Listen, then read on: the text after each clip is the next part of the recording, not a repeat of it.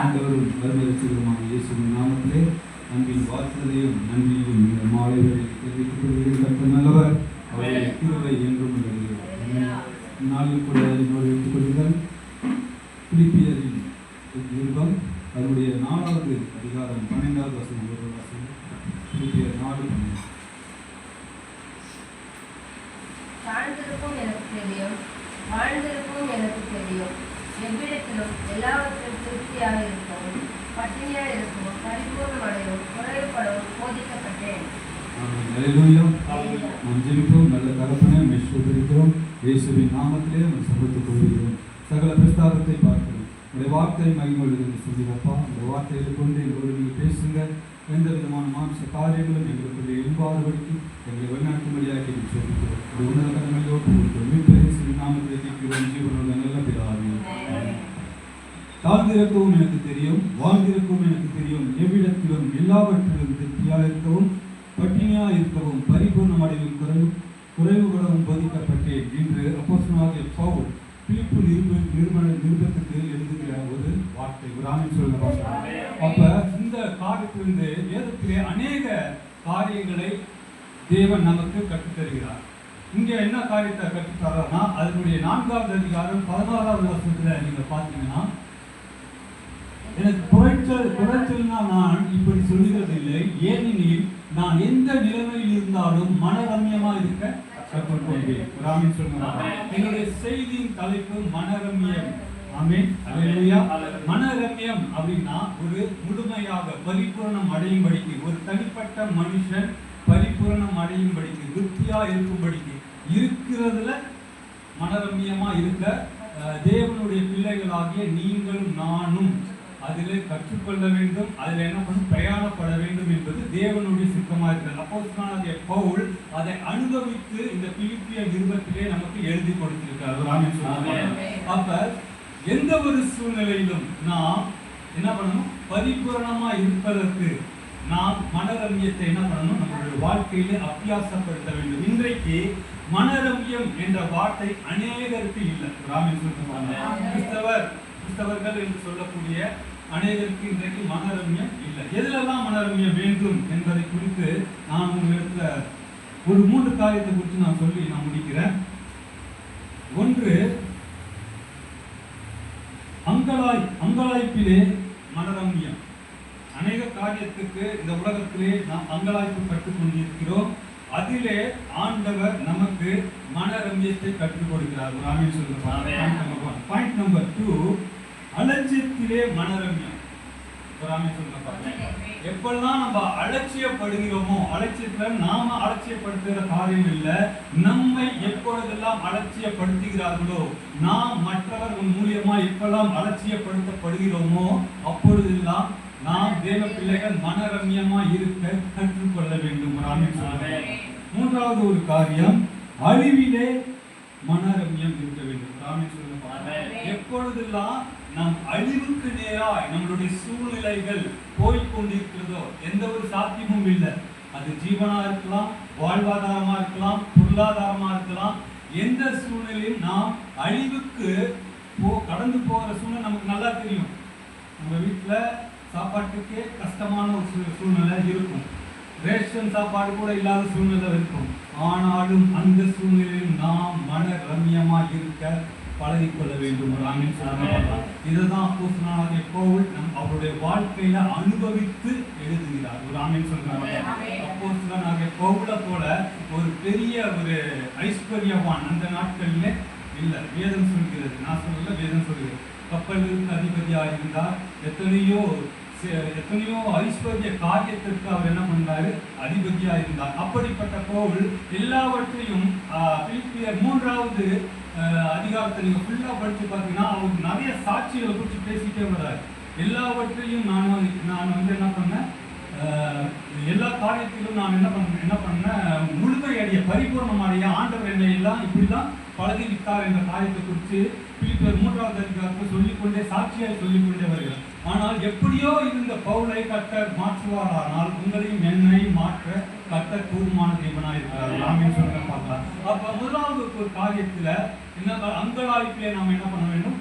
பரிபூர்ணம் அடைய வேண்டும். என்னுடைய அந்த பாயிண்ட் வந்து ஒரு வசனத்தை எடுத்து வாசிங்க. லூக்கா எழுதின சுவிசேஷம் அதனுடைய 12வது அதிகாரம் 15 to 20 எடுத்துக்கொள்ளுங்க, வாசிக்க வேண்டாம். அதுல ஒரு சம்பவம் நடக்கிறது. ஆண்டவராக இயேசு கிறிஸ்து அவங்க ஊமையாய் ஒரு காரியத்தை சொல்றார். என்ன காரியம் சொல்றார் அப்படின்னா, ஒரு ஐஸ்வர்யவான் தன் ஆஸ்தியை சேர்த்து வைக்கும்படியாக அவன் என்ன பண்றான்? இன்னும் அதிகமாய் ஆஸ்திகளை உருவாக்க வேண்டும், சம்பாதிக்க வேண்டும், அதை சேர்த்து வைக்க வேண்டும் என்ற ஒரு ப்ராசஸ் அவனுடைய எண்ணங்கள் என்ன பண்ணுது? கடந்து போகுது.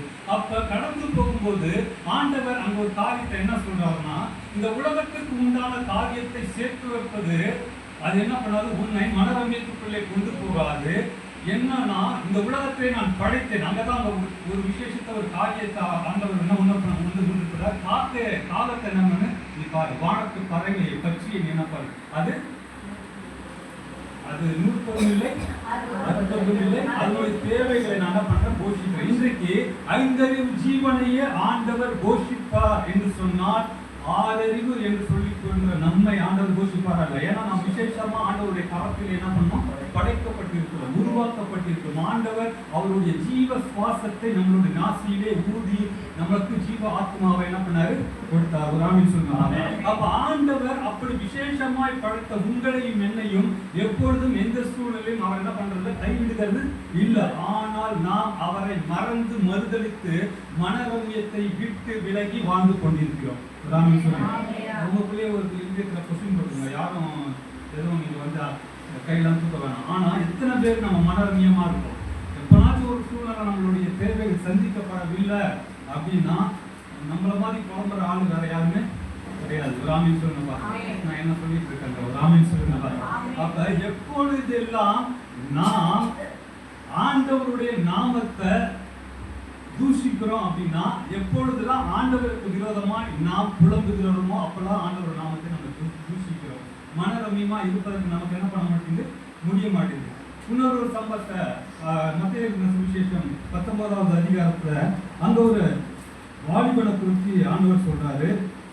அங்க ஒரு வாலிபன் வந்து ஆண்டவரத்துல கேட்கிறான், நல்ல புதரே, நான் பரலோக ராஜ்யத்திற்கு போக வேண்டும் என்று சொன்னால் நான் என்ன பண்ண வேண்டும், என்ன செய்ய வேண்டும் அப்படின்னு கேட்கலாம். அப்ப என்ன சொல்ற? கற்பனைகளை நீ என்ன பண்ணு? கை கொள்ளு அப்படின்னா, இவர்களை என் சிறு வயது முதல் கொண்டு நான் என்ன பண்றேன்? கடைபிடிக்கிற ஆண்டவரே அப்படின்னா, அப்ப ஆண்டவர் சொல்றாரு, உன்னுடைய ஐஸ்வர்யம் எல்லாவற்றையும் விட்டு பெற்றதுக்கு நீ கொடுத்துட்டு நீ வா அப்படின்னு சொல்றாரு. அப்ப அவனுக்கு என்ன மனது இல்லை. அதை விற்று பெருத்துக்கு கொடுத்து ஆண்டவர் இடத்துல வருவதற்கு, பரலோக ராஜ்யத்தை அடைவதற்கு அவனுக்கு என்ன இல்லை? மனம் இல்லை. ராமன் சொல்லுங்க. அப்ப அநேக கிறிஸ்தவர்கள் கிறிஸ்தவர்கள் காங்கிரஸ் படி பேசிட்டு இருக்கான் அப்படின்னு நினைக்காதீங்க. ஏன்னா கிறிஸ்தவர்களுக்குள்ளதான் இன்னைக்கு நிறைய குறைபாடுகள் இருக்கு. ராமன் சொல்லுங்க. அப்ப தேவனை அறியாதவர்களை பத்தி நம்ம பேசி எந்த பிரச்சனையுமே இல்லை. அறிந்தவர்கள் பத்தி பேசிதான் நமக்கு இன்னைக்கு இந்த சத்தியம் நமக்கு வெளிப்படுது. அப்ப எப்பொழுதெல்லாம் நாம் ஆண்டவர் நமக்கு வைத்திருக்கிற பரலோக ராஜ்யத்தின் மேன்மையை குறித்து நமக்கு அந்த மனரம்யம் இல்லையோ, இந்த உலகத்தின் சிற்றின்ப காரியத்திற்கு நாம் எப்பெல்லாம் இணங்கி ஓடிக்கொண்டிருக்கிறோமோ, எப்பெல்லாம் அதன் பின்னாடி அழிந்து இருக்கிறோமோ, அப்பொழுதெல்லாம் என்ன பண்றோம்? தேவனை தூஷிக்கிறோம். ராமன் சொல்லுங்க. அப்பெல்லாம் நம் மனரம்யத்துக்குள்ளே வாழ்கிறது இல்லை. ராமன் சொல்லுங்க. அப்ப நாம் செய்கிற முதலாவது நாம் மனரம்யமாய் மாற்றப்பட்டாதான் மற்றவர்களை அந்த மனரம்ய காரியத்துக்குள்ள, அந்த திருப்திக்குள்ள, ஆண்டவருடைய பரிபூரணத்துக்குள்ள நாம் என்ன பண்ண முடியும்? கொண்டு செல்ல முடியும். ராமன் சொல்லுங்க. நான் அந்த பரிபூரணத்துக்குள்ள, அந்த மனரம்ய காரியத்துக்குள்ள, அந்த திருப்திக்குள்ள ஆண்டவர் எனக்கு கொடுத்த காரியத்தை நான் திருப்தி அடையவில்லை என்று சொன்னால் மற்றவர்களை அந்த திருப்திக்குள்ளான காரியத்திலே நான் எப்படி கொண்டு செல்ல முடியும்? ராமன் சொல்லுங்க. கொண்டு செல்லவே முடியாது. என் குடும்பம் இருக்கு, என் பிள்ளைங்க இருக்கு, எனக்கு ஆண்டவர் 3 வேளை போஷிக்கிறாரு. இத நான் என்னுடைய வாழ்க்கையில ஆண்டவர் எனக்கு செய்கிற நன்மைகளுக்கு நன்றி சொல்லி மனரம்யமா இருந்து அநேகரை சத்தியத்துக்குள்ளே நடத்துகிற அனுபவத்துக்குள்ளே நான் இல்லை அப்படின்னா, அதுல நான் ஒரு குறைவு கண்டுபிடிச்சேன்னா, எந்த நாளிலும் எனக்குள்ள அந்த குறைவு இருந்துச்சுன்னா நான் என்ன பண்ணல? இன்னும் பரிபூர்ணம் அடையல, இன்னும் நான் முழுமை அடையப்படல, இன்னும் நான் என்ன பண்ணல? சரி செய்யப்படவில்லை. ராமன் சொல்லுங்க. இன்றைக்கு அது போலதான் கிறிஸ்துவ வாழ்க்கை இருக்கிறது. ஆமென். அல்லேலூயா. அந்த வாலிபன், அந்த ஐஸ்வர்யவானுக்கு இந்த குறைபாடுகள் இன்றைக்கு நமக்குள்ள இல்லாதபடிக்கு கர்த்தர் அதை சரி செய்வாராக. முதலாவது காரியம் அங்கலாய்ப்பு. எனக்கு தேவை, எனக்கு தேவை, எனக்கு இந்த காரியத்துக்குள்ளே நம்ம ஓடாதபடிக்கு நமக்கு இருக்கிறதுல போதும் என்கின்ற அந்த அளவுக்குள்ளிருந்து நம்மளுடைய வாழ்க்கையிலே நாம் பிரயாணப்படுவோம் என்று சொன்னால் கர்த்தர் நம்மை கொண்டு அசாத்தியமான காரியங்கள் எல்லாம் இன்னைக்கு ஆண்டவர் நமக்கு அநேக காரியங்களை கொடுத்துருக்காருல. நல்ல ஆரோக்கியத்தை கொடுத்துருக்காரு, ரட்சிப்பை கொடுத்துருக்காரு. தூக்கம் வந்தால் நல்லா தூங்குறோம், பசி எடுத்தால் நல்லா சாப்பிடுறோம். ஒரு ஆமீன் அல்லேலூயா வரமாட்டேங்குது. எத்தனை பேர் நீங்க நல்லா சாப்பிட முடியல? அதே சுகரு அவங்க இஷ்டப்பட்டதெல்லாம் பண்ண முடியல, சாப்பிட முடியல. படுத்தா நிம்மதியாக தூக்கம் வரமாட்டேங்குது. பல பிரச்சனைகள் மண்ணில் ஓடிட்டே இருக்கு. ஆனால் ஆண்டவர் எல்லாவற்றையும் எடுத்து போட்டு நமக்கு எல்லாவற்றையும் இந்த உலகத்தில் நம்ம சமாதானத்தோடு என்ன பண்றோம்? ஆண்டவர் நம்மளை வழிநடத்தி கொண்டிருக்காரு. இதுதான் தேவை பாட்டு பண்ணார். நீர் என்னை தாங்குவதாய் தூங்குவேன் நிம்மதியாய். அந்த பாட்டு கேட்டிருக்கீங்களா? அந்த பாட்டு கேட்டாலே எனக்கு ஆட்டோமேட்டிக்காக ராமன் சொல்லுங்க பார்க்கலாம். அப்ப எப்பெல்லாம் ஆண்டவர் நமக்கு ஒரு நிம்மதியான வாழ்க்கையை, சந்தோஷமான ஒரு வாழ்க்கையை, சமாதானமான ஒரு வாழ்க்கையை வைத்திருக்கிறார், அதை மறந்து நம்ம இன்னைக்கு என்ன பண்ணிட்டு இருக்கோம்? வாழ்ந்து கொண்டிருக்கிறோம். எப்போ பார்த்தாலும் ஓடிட்டே இருக்கிறோம். எங்க ஓடுறோம், எதுக்கு ஓடுறோம், ஏன் ஓடுறோம் நமக்கு தெரிய மாட்டேங்குது. திரும்பி பார்த்தா நம்மளுடைய வாழ்க்கையே ஓடி ஓடி கேள்விக்குறியாக இருக்கு. ராமன் சொல்லுங்க பார்க்கலாம். அல்லேலூயா. இனிமே நம்ம வாழ்க்கையில தேவையில்லாத காரியங்களுக்காக ஓடாதபடிக்கு நாம் நம்மளுடைய காரியத்தை ஆண்டவர் நமக்கு செய்த நன்மைகளை நினைத்து நமக்கு நன்றி சொல்லி மனரம்யமாய் நடந்து கொள்வோம். இரண்டாவது ஒரு காரியம், இரண்டாவது பாயிண்ட் என்ன சொன்னேன்? அலட்சியத்திலே மனரம்யம். இந்த சம்பவம் எல்லாத்துக்குமே தெரிஞ்ச ஒரு சம்பவம். இந்த 2 கேரக்டர் பற்றி நான் சொல்லிடுறேன். ஆதியாகமத்துல நீங்க எடுத்துக்கிட்டீங்கன்னா யோசேப்பு என்னுடைய எதிர்த்துல எனக்கு பிடிச்ச ஒரு நபர் பழைய ஏற்பாட்டில். ஆதியாகமத்துல பார்த்தீங்கன்னா அவர் அலட்சியப்படுத்தப்படுகிறார். சொந்த சகோதரர்களால, தகப்பனால அலட்சியப்படுத்தப்பட்ட யோசேப்பு அவர் என்ன பண்றாரு? அரசாளுகிற ஒரு இடத்துக்கு ஆண்டவர் கொண்டு செல்கிறார். அவர் அலட்சியப்படுத்தும் போதும் அவர் மனரம்யமாக தான் இருந்தார். அவர் அரசனா இருக்கும் பொழுதும் அவர் மனரம்யமாக தான் இருந்தார். இப்ப அவர் அலட்சியப்படுத்தும் போது அவர் அவங்க சகோதரர்கிட்ட, தகப்பன் கிட்ட, அந்த சொந்த ஜனங்கள் கிட்ட வாக்குவாதம் பண்ணல, சண்டை போடல, போராட்டம் செய்யல. அதே சமயத்துல அரசன் ஆடும் பொழுதும் தனக்குள்ள பெருமையின் ஆவி, தலைகணத்தின் ஆவி, அந்த ஆவி என்ன பண்ணாதது வரல. அப்படியே சமமாக தான் இருந்தார். பிராமின் சொல்லுங்க. அப்படிப்பட்ட ஒரு விசேஷித்த ஒரு மனரம்யத்தின் அபிஷேகம் இன்றைக்கு உங்களுக்கும் எனக்கும் வேண்டும். பிராமின் சொல்லுங்க. ஆதியாகமத்தின் புஸ்தகம் அதனுடைய 47வது அதிகாரம் 1 முதல் 12 எடுத்து வச்சுக்கோங்க. ஆதியாகமம் 37 1-10 வாசிச்சீங்கன்னா அங்க அலட்சியப்படுத்துறாங்க. ஆதியாகமம் 47ல நீங்க படிச்சு பார்த்தீங்கன்னா யார் அலட்சியப்படுத்தினார்களோ அதே சகோதரர்கள், அதே தகப்பன் யாருக்கு முன்பாக வந்து நிற்கிறான்னா அலட்சியப்படுத்தப்பட்ட யோசேப்புக்கு முன்பாக வந்து நிற்கிறார்கள்.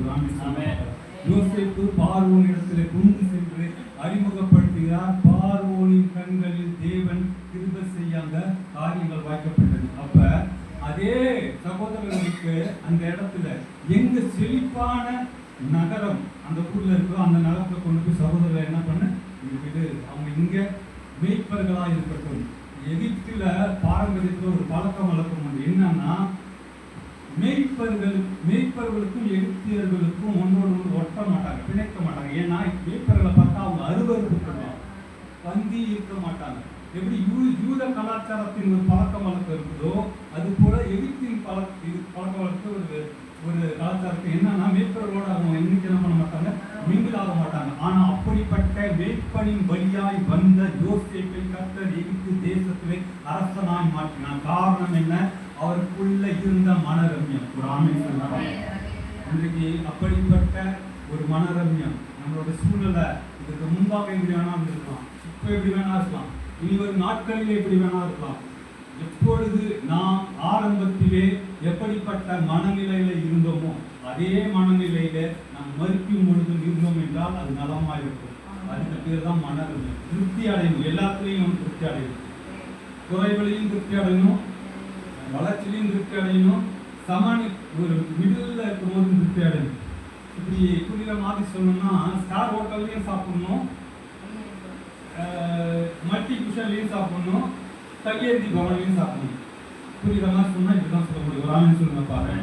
அப்ப எப்படிப்பட்ட சூழ்நிலையும் நம்ம வாழ கற்றுக்கொள்ளணும். இது மூணுமே இல்ல, ஆண்டவர் சில நேரத்தில் பிளாட்ஃபார்ம்ல போடுற ரோட்ல படுறா அப்படின்றார், பட்டினியா இருக்கிறா அப்படின்றார். அப்படி இருந்து பலர் நம்ம கற்றுக்கொள்ள வேண்டும். ஏன்னா நமக்கு என்ன பேரு, நமக்கு என்ன பேரு, மொத்தத்துக்கு சேர்ந்து சொல்றோம், கிறிஸ்தவர்கள் என்று பேரு. ஆண்டவர் இதை தான் நமக்கு பயிற்றுவித்திருக்கார். கிறிஸ்தவர்கள் சந்தோஷத்தையும் அனுபவித்தற்கு ஆண்டவர் விருப்பப்படுறார். அவர் சில காரியங்கள் நம்மை உருவாக்குவதற்கு கடின காரியத்தில் கொண்டு போவார். அதற்கும் நம்மளுடைய ஆவி, ஆத்மா, சரீரம் எல்லாம் தகுதியா இருக்க வேண்டும். ராமன் சொல்லுவாங்க. அப்ப இரண்டாவது காரியம் என்னன்னா, அலட்சியப்படுத்தும் போது நாம் என்ன பண்ணணும், மனரம்யமா இருக்க கற்றுக்கொள்ள வேண்டும். ராமன் சொல்லுவாங்க. ஃபர்ஸ்ட் ஒரு காரியம் சொன்னேன். என்ன காரியம் சொன்னேன்? அங்கலாய்ப்பு. எதுலையும் இனிமேல் நம்ம என்ன பண்ணக்கூடாது, வாழ்க்கையில அங்கலாய்ப்பு ஓடிக்கொண்டே இருக்கிறாரு. வயசான தாய்மார்கள்லாம் கேட்டாங்கன்னா அவங்களுடைய வாழ்க்கையில அவங்களுடைய பிள்ளைகளுக்காக, அவங்களுடைய கணவருக்காக பெரிய அங்கலாய்ப்புலாம் இருந்திருப்பாங்க. கேட்டா கதையா காவியமாலாம் சொல்லுவாங்க. ஆனா அவங்க வாழ்க்கையில அப்படி அவங்க சொல்றது கதையா இருக்கும். ஆனா அவங்க படுற பாடு அவங்களுக்கு மட்டும்தான் தெரியும். ஆனா இந்த அங்கலாய்ப்பை கர்த்தர் இன்றைக்கு முடித்து போடுகிறார். ஆமென் சொல்லுவாங்க. ஆமென். அல்லேலூயா. இரண்டாவது காரியம், எந்த சூழ்நிலையிலும் நாம் அலட்சியப்படுத்தும் போது, நம்ம உறவுங்கெல்லாம் நம்ம அலட்சியப்படுத்திருப்பாங்க, நம்ம அதிகமா நேசிக்கிறவங்க நம்மளை அலட்சியப்படுத்திருப்பாங்க.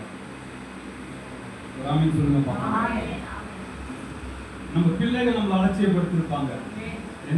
எந்த சூழ்நிலையும் நாம் சோர்ந்து போகாதபடிக்கு அதுல நம்ம மனரம்யமா இருந்தோம்னா ஒரு காலம் வரும், ஏற்ற நேரம் வரும். அந்த நேரத்துல நாம் யார் என்பதை கர்த்தர் அவங்களுக்கு வெளிப்படுத்தி விடுவார். ஆமென் சொன்னார். எங்க குடும்பத்துல டோட்டலா எங்க குடும்பத்துல என்னைய பார்த்தா மாத்திரம் அவங்களுக்கு எப்படிதான் இருக்கணுமோ தெரியாது. என்னைய ஒரு மாதிரி சொல்லி தான் என்னை தான் சபிச்சு தான் என்னை விட்டாங்க. எங்க உறவுங்களே அப்படிதான், எங்க அப்பா சைடும் சரி, எங்க அம்மா சைடும் சரி. ஆனா இன்றைக்கு அந்த குடும்பத்துல நான் மட்டும்தான் ஆண்டுடைய வார்த்தையை சொல்லிட்டு இருக்கேன். வேற யாரையும் ஆண்டவர் நல்லா படிச்சிருக்காங்க, என்ன வேண்டிய அறிவாளுக்கு ஞானவாளுக்கு எல்லாம் இருக்கிறாங்க எங்க குடும்பத்துல. ஆனா இன்றைக்கு அவங்க எல்லாம் ஆண்டவர் பயன்படுத்துறாரா, வச்சிருக்கிறாரா, சில பேர் தான் மறுத்து வைக்கிறாரு. இதை குறித்து நான் வருத்தம் தான் போறேன். ஏன்னா அவங்க தேவனை இன்னும் அறியவே இல்லை, அறிஞ்சுக்காம மறுத்து போயிட்டாங்க. எங்க அப்பா சைடுல நிறைய பேர் மறுத்து போயிட்டாங்க. ஒரு செய்தி நாங்கள் கேள்விப்படும் போது தான் தெரியும். ஆனா ஒருத்தருடைய சந்ததிகள் கூட என்னுடைய அண்ணன் தம்பிகளா இருக்காங்க, எங்க பெரியப்பா சித்தப்பா பசங்க எல்லாம் இருக்கிறாங்க. ஆனா ஒருத்தர் யார் தேவன் என்ன பண்ணாங்க அறியல. ஒருத்தருக்கு கேட்டா ஒருத்தர் கதை கேட்டா ஒரு குறைபாடுகள். ஆனா கர்த்தர் இன்றைக்கு என்னோட சகோதரியும் சாட்சியை வைத்திருக்கிறார். அப்ப மனரம்யம் எங்க நம்ம கொண்டு போய் நிப்பாட்டுது அப்படின்னா, ஆசீர்வாதத்துக்குள்ளாக, ஒரு அடையாளத்துக்குள்ளாக, தேவனுடைய பிள்ளை என்ற ஒரு தகுதிக்குள்ளாக நம்ம என்ன பண்ணுது, கொண்டு போய் நிப்பாட்டுது. ராமன் சொல்லுங்க. மூன்றாவது காரியம் பாயிண்ட் என்ன சொன்ன, அழிவிலே மனரம்யம். அழிவிலே மனரம்யம் ஒரு கேரக்டர் சொல்றேன். யோபுவின் புஸ்தகம் எடுத்துக்கோங்க. யோபு பற்றி நான் சொல்ல வேணாம், அநேக காரியங்கள் தெரியும். அவர் அழிந்து போகிற ஒரு சூழ்நிலை. அவருடைய சரீரத்தின் பிரகாரம், அவருடைய அந்தஸ்தின் பிரகாரம், அவருடைய ஆஸ்தியின் பிரகாரம் அழிவுக்கு நேராய் சத்துருவானவன் ஆண்டவரிடத்திலே பர்மிஷன் கேட்டு என்ன பண்றான், யோபுவை அழிக்கிறதுக்கு வரான். ஆண்டவர் சொல்றாரு, என் தாஸ்தனாகிய யோபின் மேல் நீ கண் வைத்தாயோ அப்படின்னு கேட்கிறார். அந்த ஒரு சர்டிபிகேட்டும் கொடுக்கிறார் ஆண்டவர். என்னன்னா, யோபு புஸ்தகம் 1:8 வாசிங்க.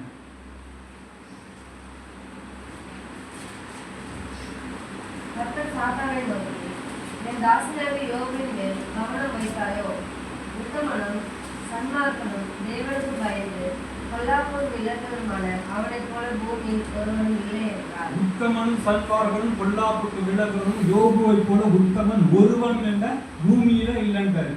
அப்ப பூமியிலே இல்லைன்னா அந்த உலகத்திலே இல்லை அப்படிங்கிற மாதிரி தான் இருக்கும். அப்ப யோபுவுக்கு அப்படிப்பட்ட சர்டிபிகேட்டை தந்துட்டு அங்க அநேக சத்ருவுக்கு என்ன பண்றாரு ஆண்டவர் சோதிக்கும்படியாக. ஏன் அப்படின்னா யோபுவை பரீட்சை பார்க்க எப்படி ஆண்டவருக்காக வைராக்கியம் பாராட்டுகிற காரியத்தை குறித்து இந்த இடத்துல ஆண்டவர் சாத்தான் கிட்டே சவால்கிறார். என் தாசன் ஆகிய யோபு எப்படிப்பட்டவன், எனக்காக வைராக்கியம் பாராட்டுவான் என்ற ஒரு காரியத்தை குறித்து இப்ப யோபு என்ன பண்றாரு, அழிந்து போகிற சூழ்நிலைமை அங்க யோபு ஒரு ஸ்டேட்மெண்ட் கொடுக்கிறார். என்னன்னா, கர்த்தருக்கு நன்மை பெற்ற நாம் தீமையை பெற வேண்டாம். இந்த ஸ்டேட்மெண்ட் மரண தருவாயில் இருக்கிற எந்த ஒரு நபரும் அப்படிப்பட்ட ஒரு ஸ்டேட்மெண்ட்டை கொடுக்க மாட்டாங்க. அவங்க மனைவி சொல்றாங்க, நீ தேவனை தூஷித்து ஜீவனை விடு அப்படின்ற மாதிரி அவங்க சொல்லிட்டாங்க. ஆனா யோபு பைத்தியக்காரையை போல என்ன பண்றாரு, பிதற்றுகிறாய் அப்படின்றாரு. யோபு தான் ஃபர்ஸ்ட் பைபிள்ல அவன் மனைவியை பார்த்து பைத்தியக்காரின்ற பட்டம் கொடுத்தாரு. அதனாலதான் கொஞ்சம் மன்னிச்சுக்கோங்க காரியத்தாரலாம். அவங்க வீட்டுக்காரங்கலாம் நிறைய பேர் எடுத்த உடனே வீட்டுக்காரங்கலாம் சொல்லுவாங்க பைத்தியக்காரி அப்படின்னு சொல்லிடுறாங்களோ நான் எனக்குள்ள நான் ஃபீல் பண்ணேன்.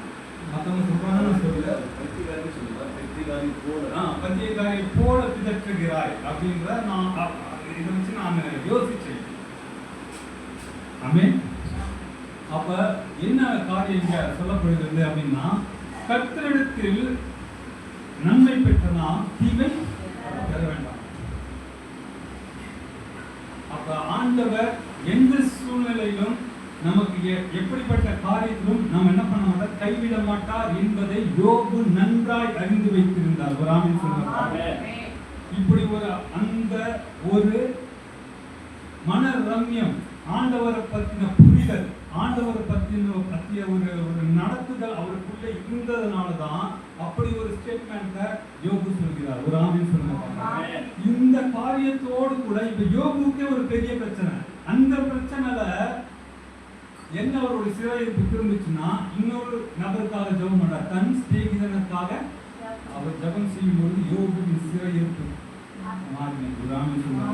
இப்ப என் பிரச்சனையே பெரிய பிரச்சனையா இருக்குப்பா, நான் எங்க இன்னொருத்தனுக்கு ஜெபம் பண்ணணும். இன்னொரு நபருக்கு நம்ம அப்படிப்பட்ட சூழ்நிலை நம்ம நண்பர்களாக இருக்கோமா, என் பிரச்சனை சாப்பாட்டுக்கே நான் கஷ்டப்பட்டு உட்கார்ந்து இருக்கிறேன், எனக்கு வாழ்வாதாரமே இல்லை, எனக்கு ரொம்ப பலவீனம், எங்களுக்கே சூழ்நிலை இல்லை, ஆனால் நான் மற்றவர்களுக்கு ஜெபிக்க முடியுமானா ஒரு ஆமென் சொல்லுங்க.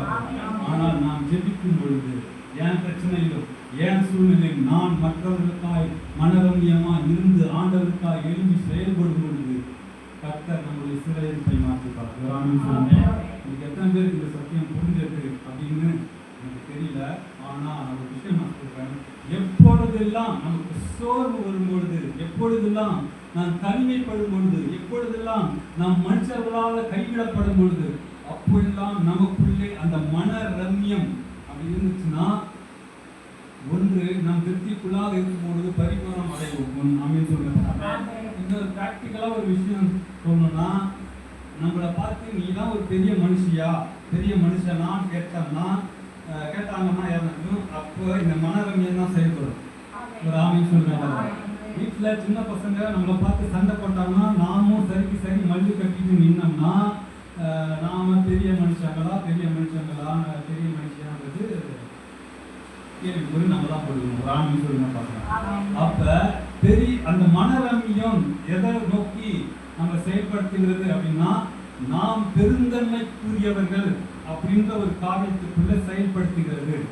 பவுலுக்கு அதுக்கு முன்பாக இருந்த நடத்துதல் பெரிய மனுஷனா அப்படின்னு கேட்டா இல்லை. ஏன்னா எல்லாத்தையும் போட்டு அவர் என்ன பண்ணிட்டு இருந்தார், இந்த காய் பண்ணிட்டு இருந்தார். ஆனா அவர் நினைச்சுக்கிட்டாரு, நான் நியாய பிரமாணத்துக்காக வைராக்கியம் பாராட்டிட்டு இருக்கிறேன் அப்படின்றத பவுல் நினைச்சிட்டார். ஆனா என்னைக்கு தேவன் அவரை தொட்டு அவருக்காக பயன்படுத்தும் பொழுது அன்றைக்கு தான் அந்த பெருந்தன்மையான அந்த மனரம்யம் பவுலுக்குள்ள வந்தது.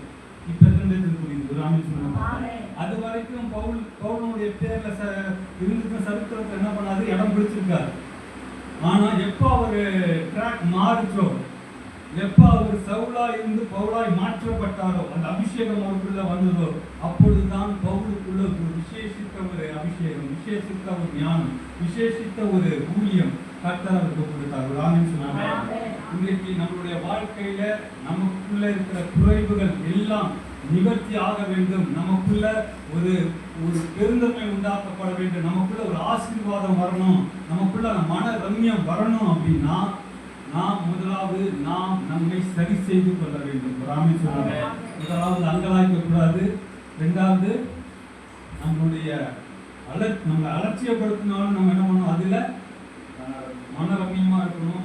மூன்றாவது காரியம், நம்மளுடைய அழிவின் சூழ்நிலையிலும் நாம் மனரம்யமா இருக்க கற்றுக்கொள்ளணும். மற்றவர்களுக்காய் நாம் எழுந்து ஜெபிக்கக்கூடியவர்களாக இருக்க வேண்டும். ராமே சொல்லுங்க. இந்த காரியத்தை ஆண்டவராக இயேசு கிறிஸ்து செய்தார். ராமே சொல்லுங்க. எப்படி செய்தார் அப்படின்னா, அதிகமாய் நேசித்த இஸ்ரவேல் ஜனங்களை ரட்சிக்கும்படியாக அவருடைய ஆவி அங்கலாய்த்தது. ராமேன் சொல்லுங்க. சிலுவை பாடுகளில் இருக்கும் பொழுது இந்த ஜனங்களை எப்படியாவது என்னன்னா பாவத்திலிருந்து மீட்கப்பட வேண்டும் என்பது அவருக்குள்ள அங்கலாய்த்திருந்தது. அப்பொழுது சிலுவையிலே அவர் மனரம்யமாக ஜெபித்தார். ராமேன் சொல்லுங்க. இரண்டாவது ஒரு காரியம், அவருடைய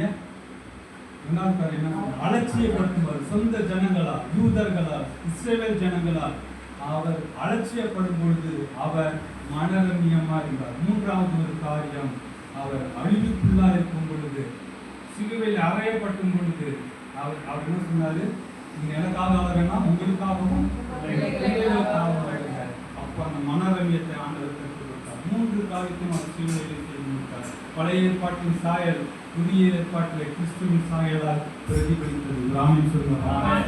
கர்த்தர் உங்களையும் என்னையும் இருக்கக்கூடிய சூழ்நிலையில என்ன காரியத்தை கற்றுக் கொடுக்கிறார் அப்படின்னு பார்த்தா, உங்களுடைய வாழ்க்கையில மனரம்யம் ரொம்ப முக்கியம். எல்லாவற்றிலும் நாம் மனரம்யமா இருந்திருக்கிறோம் என்று சொன்னால் இந்த உலகத்தை, நம்மளுடைய குடும்பத்தை, நம்மளுடைய வேலை ஸ்தலத்திலே எல்லா இடத்திலும் நாம் ஜெயத்தை பெற்றுக்கொண்டு நம்மளுடைய வாழ்க்கை பாதையில் முன்னேறி கொண்டு செல்லலாம். கர்த்தர் தாமே இந்த வார்த்தையை ஆசீர்வதிப்பார்.